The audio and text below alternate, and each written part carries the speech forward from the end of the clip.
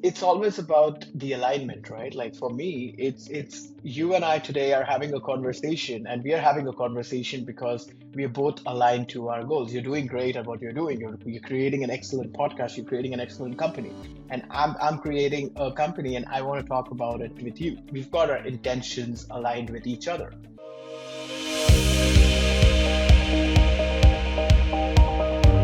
Hey, welcome to another episode of the Growth and Scaling Podcast. Today, we are so lucky to have with us Angad. Angad, tell us who you are and what do you do? Hey, Todd, thank you for having me. My name's Angad Singh Manchanda, and I'm an entrepreneur. I built a company called Chimpanzee Inc. over the last 10 years. And we started off as a small project with the two of us, me and my founder, and we were trying to do something Awesome. small in our living room. And in the last 10 years, we've grown it to an entity which's got like approximately 200 plus employees, and Love it. we are running operations in 3 countries as of today. Love it. So Love it. that's who we are. That is fun. Now, no one's going to guess from the name though. It's a very creative name, by the way. It's Chimp, the Thank and you. symbol Z. I love how you did that. So the chimpanzee brand. Talk to us about who do you serve with this brand and what do you do to help them? Sure. So, like the Growth and Scaling podcast, we are a growth and scaling company, but we Love it. use digital advertising and marketing and creative advertising to get your brand and your organizations recognized by the global audience. So we Awesome. basically work with brands. Thank you. So we basically work with brands to scale them by Uh-huh. using the digital tools available in the industry, and a lot of our business is actually embedded in the creative industry. So, if you see ads, if you see radio jingles, if you see Right. campaigns, so that's a little bit of what we do. The kind of brands that we've worked with in the last 10 years have to be from various categories of business, actually. Right. So if you see, we've got brands like UNICEF, Uh-huh. the UN Wow. brand. So we work with them on, That's a big deal. the yeah. I mean, thank you. We've been pretty blessed by the brands that we work with. So thank Very you. cool. So we've got UNICEF. We've worked with DHL. We've worked with Discovery Channel, Animal Planet, the Tata Sky Group. We've worked with a little bit of Tata Motors, which is like the mother company of Range Rover and Land Rover, on their creative Nice. campaigns, on their ad shoots, their TV shoots, as well as the entire tech piece. So Wow. a major business. Thank you. So we've kind of been in the Web3 zone for the last 10 years, and Yeah. we've been working with Web3 companies across the world to create more blockchain assets. To how do you basically deploy more blockchain companies? Very cool. So yes, AI, ML, how do you basically bring them on to your business? So consultation and bringing the creative and growth industry to your business. So I that's love what it. we basically do. So are you now you mentioned a couple different things in there. You do a lot of the creative design or are you actually doing like all the film editing and all the production of that? Or do you outsource that? Or like, what parts is chimpanzee like in-house and what parts do you feel like you're really kind of specialized in? All right, so it's actually pretty cool. So we started off as a social media first entity, right? We started off with, I maybe, gotcha. all right. So we started off as a social media first entity, and we when we were growing in the next few years, we realized that our clients would really want to work with one entity on multiple things. So basically, Right, we right. we basically took the route of what was the demand, and rather than a Yeah. supply first kind of a strategy. So we basically started creating small teams which started delivering to these asks. So we started off with influencer marketing, then we started off with production. Cool. Today, I would like to say that everything from influencer marketing to production to filmmaking to even animation, even you Wow. can imagine your 3D motion pictures or 3D Oh characters and yeah. character, everything is done internally. We have a Wow. 12,000 square feet studio in Mumbai, which is like the advertising and the business capital of India. So we've got a 12,000 square feet Crazy. studio where we get like these different teams. We've got around 8 teams, and they all work together Yeah. with global brands on what are the kind of asks and responsibilities from each brand. So Good yes, for we do you. have everything internally to answer the question, and that's Very, that. very, very, very cool. That is a hard thing to do and a hard thing to pull off for a lot of people. So congrats on doing that. I mean, having Thank you. that big of an asset too in a 12,000 square foot studio is a big deal. That's awesome. Yes, and to add to this, I think so my partner is my first cousin. So we were best Oh, friends, cool. and yeah, so we were best friends back then. And when we wanted to start up something, we always wanted to make it big. Like we always wanted to go global. We always wanted to do Sure. this in a place where we could integrate more kind of, we run the team like a very small setup. I think that's the reason we've Yeah. been able to do so much because we've got individual heads who we work with every day and they run their teams Yeah. on behalf of the company. Awesome. So that's Awesome. that. And so you did this with a cousin, which is dangerous, but you're best friends, which is also dangerous. Are you still best friends? You can never stop being cousins, but are you still best friends? It's kind of funny. I actually wrote a blog on this and it's on the internet. It said, "How do you choose a business partner?" As per my experience, all right? And what I kind of realized is that people make a big deal about working with people right? And for us, I Yeah, think that's yeah, become our strength. So we yeah, came from a very yeah, close knit family, and we kind of taken that yeah. same route in our business. So it's actually worked out for us. As Cool. a matter of fact, today That's cool. I think we speak approximately an hour every day. So, yeah, and it's not Awesome. just about work. It's also about the other things and like, what's happening. Okay, how can you do this? Or, Sure. what else is going on? So yes, to answer your question, we are still very close friends and we continue to do that's so. that's awesome. No, I had a partner for 10 years and we were very close the entire time and we did separate when we exited that company and it worked out great though. So I just know that there's a lot of history of bad decisions being made with family members. So I'm glad that you guys are on the up and up with it. Yeah, I mean, see, there's a thing, right? Like, he's not the kind of family that I grew up with. He's the kind of family I chose to grow up with. So I could, There you so go. both of There you us go. kind of had that connection, and the That's a common good vision. differentiator. I Yeah, I like mean, that. so that's basically what happened because lots of people ask us saying, how are you guys working with your brothers? Like, don't you Yeah. fight? Don't you have misunderstandings? I said, we have all of that, but we've kind of been Yeah. able to put a wall between the personal and the professional stuff. So I think I love it. that's Good. something that we've really learned in the process. So jump back into the company.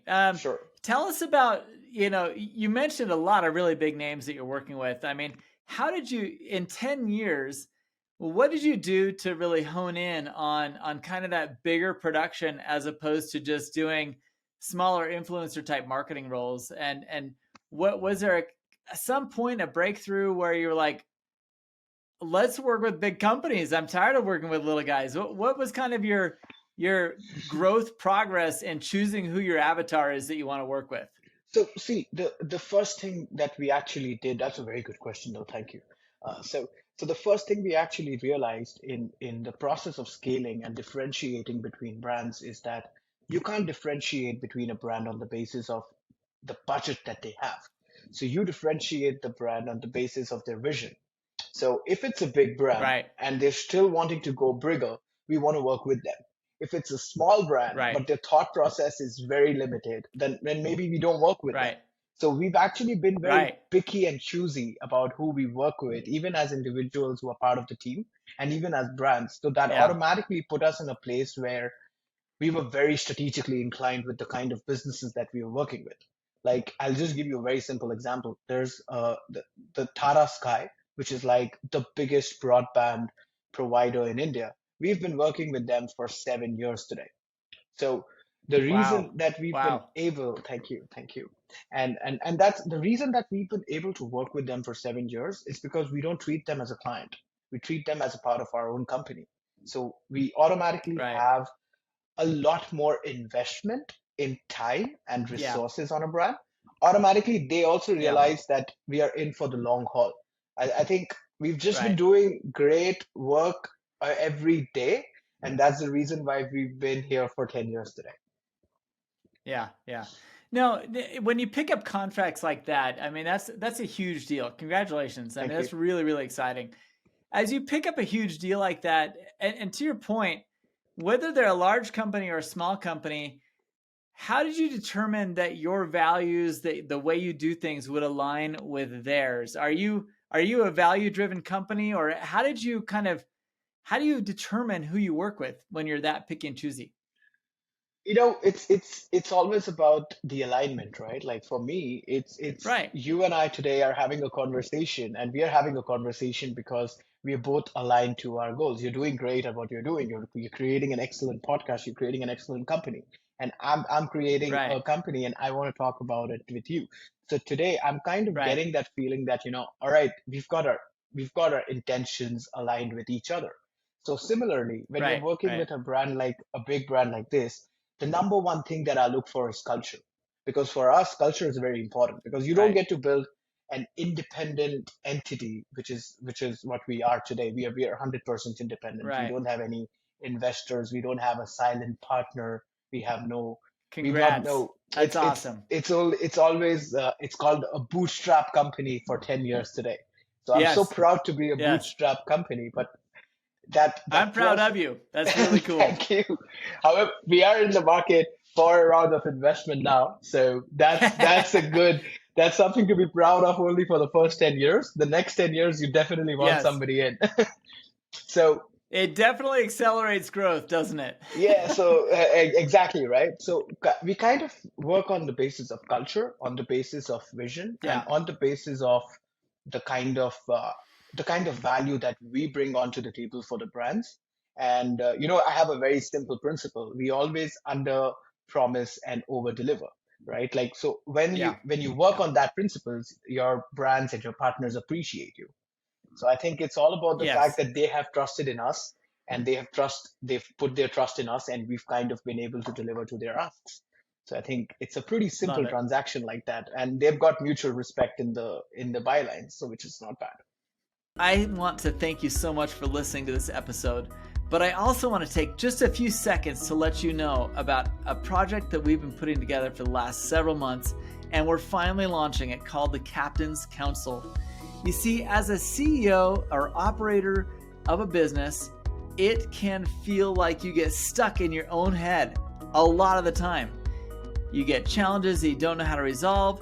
You get people causing problems in your leadership team that you don't know how to resolve. And it's so hard to overcome those things by yourself. You don't have to anymore.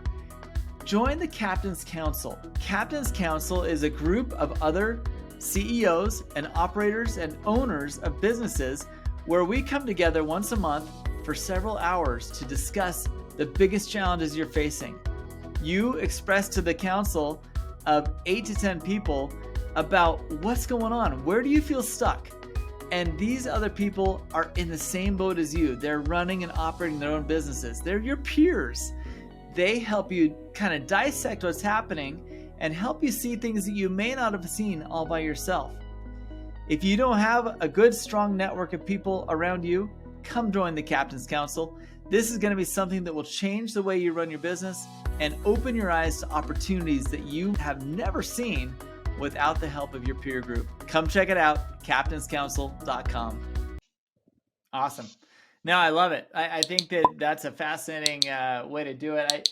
There's so many people that rush to raise money, and the fact that you've gone 10 years bootstrapped and you're in 3 countries, Thank you. super cool. I mean, that's amazing. And right now you're in Toronto area, is that right? Yes, yes, we are in Toronto right now. So talk to us about that. I mean, what are your current growth plans? You've done a great job growing to 200 people, big studio, editors, film. You got the whole thing going for you in terms of an agency. What is your plan? What's your strategy? And where do you think you want to be in the next 3, 4, 5 years? So when we started up the Chimpanzee Inc., we always knew that where we want to be. So it was never about just creating a company for the money that we make and then we disappear Right, into thin air. We had a vision of right, creating a firm that would outlive us. And the idea is that I saw this case study of Ogilvy, all right, which is the biggest name in advertising, I mean, arguably. But so Ogilvy had a thing, right? Like the company has not been run by David Ogilvy.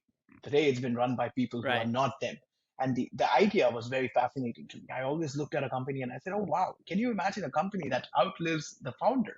I said, I want to do that. So Right. we actually got that vision on. Right. And then, in the process of doing the small projects that we were doing, we suddenly realized that, okay, I've been seeing work globally and I've been seeing the work that we are Yeah. doing, and I see a very big difference. And I think that, Yeah. and what I would like to say is that there's a lot of scope for services to be provided to global brands because they do have similar visions For like sure. Chimpanzee Inc. But For sure. maybe they're not getting Yeah. the right partners. So I said, why don't we make our brand accessible to the global audience out there? And Right. it took us, we registered our company in Middle East in Dubai in the second year. So the global Okay. markets have Smart. just been a process and it's never been an end goal. It needs to be done in a way where it's been 10 years, but I don't think we've scratched the Yeah. surface of what we need to do as a company. I think it's Right. only just the beginning for us. So I yes, love it. we always had a global vision. Toronto, North America, the reason we selected Toronto is because it's got it's got great accessibility to brands in America as well as It in does. Toronto, in Canada as well. And my co-founder Lovin, who's my partner, is Lovin Rajpal. He is leading the business in the North American industries also. So it's like a tie-up Love it. between him and us. So yeah, I mean, I Love wouldn't be it. surprised if we open five more offices in the next 5 years. So Good. so that's the vision, and we want it to be one of the most recognized brands in the advertising business, but not just for the campaigns that we do, but also because of the kind Yeah. of return we provide to our consumers. I love it. I love it. Well, I love the branding. I love the name. I love all that you've done with it. It's really really Thank you, creative. And thank you. when you say the three countries, I'm assuming India, Dubai, and No, it's America and actually Canada. India. Yes, so it's India and North America right now, and yes, the Middle Eastern countries is what we're looking at. Cool. It's a brilliant strategy. Those are great places to start. Thank you, thank you, thank you, thank you. I mean, it's also because of the fact that they're more accepting to people and brands Sure. that come from India. Sure. Sure. So I think it's also about that. And just one thing I like to tell you is that we are now representing India at the Collision event in Toronto. Wow. So it's something that we've been invited to. So we're kind of representing the Indian diaspora and startups in India. So it's kind of like an overwhelming space to be in, but Nice. it's also very exciting because the kind of conversations we're having is interesting. So yeah. That's great. Well, I know that I've been in the BPO world for about 20 years now, and I'm very, very in the know of industry in India, industry in Philippines, industry in Pakistan, and industry Yes. in Eastern Europe block. There's a lot of great people that people don't have access to, and so I think what you're doing by bringing your brand into these other marketplaces is obviously a no-brainer because you have both the feet on the ground performing the work. They know how you like to perform the work. And now you can be in these countries, establishing brand and building and growing, utilizing the resources that you have back in India, which is awesome. Yes, and just to add on to that, we always want to create uh, newer teams in newer countries. So the idea is not to just Awesome. outsource. The idea is to actually create a revenue stream for the country itself. So you Very hire your own cool. people, you get your own talents, because the entire outsourcing module is I'm not a very big fan of it. I like to Yeah. deploy our resources where we are staying. I think Love it's it. important to give back to the land. Love it. That's a great mindset. Fantastic. Thank you. So now growth doesn't come easy for most people. What are I'm some big sure. challenges that you've hit in not only your start, but what are some challenges that you've hit as you've been trying to expand into these other countries, other marketplaces? Um, so I think the biggest challenge that we face till now is the fact that there's it every country works in its own ways, right? So when you go from the way India works is very different Right. than the way a Toronto or a Canada or a North American or the America works. For right? sure. It's got very different values. There's a lot of people in India. So Yeah. automatically the labor costs are a lot lesser. Here, the labor costs are a lot higher. Right. So you have to basically create. We came from a place where everything that you do, there's somebody to manage it. All right. So Right. if I had to get something done, there was always this one person I would call from the team to get that done. Sure. Sure. In the American markets and the Canadian markets, it's more about how you can automate those things so that you Right. can use resources of the internet and not of the people because it's expensive a Sure. resource. So I think that's the number one challenge that we've been facing, where how do you basically re-strategize and reorganize our entire system to make it relevant to the current industry that you're in and Love the it. current country that you're in. So that's the number Love one it. challenge. Yeah. Number two is since we are self-funded, uh, you can't just go out on one day and hire three big names and then expect them to take a turn for you. So you got to For take sure. it smaller steps every day. You got to do, you got to have an entire plan of action. You got to do like one step at a time. So I think that's more or less the second uh, big like challenge that we are facing. Right. And Right. I think the third thing that we are also looking for is, as I said, once you move into these markets, you also realize the importance of having a backing of a stronger partner. So that's basically where the investment module comes in. So I think Right. currently we are in Right. that space where we are raising some funds. So I think these are the three challenges that we faced. We love the people that we've been meeting. We love the people that we've been interviewing. I Love it. absolutely I'm very happy with the people that we work with. So that's a great thing. That's never been a big challenge for us. Very cool. Very good. I love it. And this is great. This is great for the people listening. I mean, for those of you listening who are building and growing a brand in one country, that's fantastic. I love the fact that you kind of got some huge contracts, some huge momentum going in one country, immediately went to another country, and immediately, not immediately, but then a few years later, after you've established, you went to another country. And why is this important? Because we are such a global community right now. There are so many brands who are really solid, really good at what they do. And the only reason they're not bigger is because more people don't know about them. And so I Agreed. think it's really valuable the lesson you're teaching today and branching in and getting yourself exposure into multiple marketplaces because you never know who you're going to meet in these marketplaces. Agreed. Agreed. And to just to add to your point, it's also the fact that you realize that there's so much more that you can do with For sure. the more people that, and the whole world's a digital playground, right? Like you've got Yeah. internet, you can literally be Right. talking to anybody in the whole world. Like for us, I mean, we're in two different cities, but Right. Right. that's the beauty of it. Yeah. Yeah. So we're the Yeah. No, enablers. it's fantastic. So, It's a good day to be doing business when we don't have to drive to every appointment and we can just hop on and oh book yeah, 8 calls in a day. that sounds amazing to me. And I think that and the world's so adjusted to doing that right now. I Right? mean, I think the lockdown was one of the reasons why we said, oh, you know what? We should definitely be looking at the global markets because we've been Yes. sitting here and doing work for across the board. So why not Yeah. basically increase our both sides? I love it. Love it. So that's that. Fantastic. Fantastic. I love everything you've had to say today.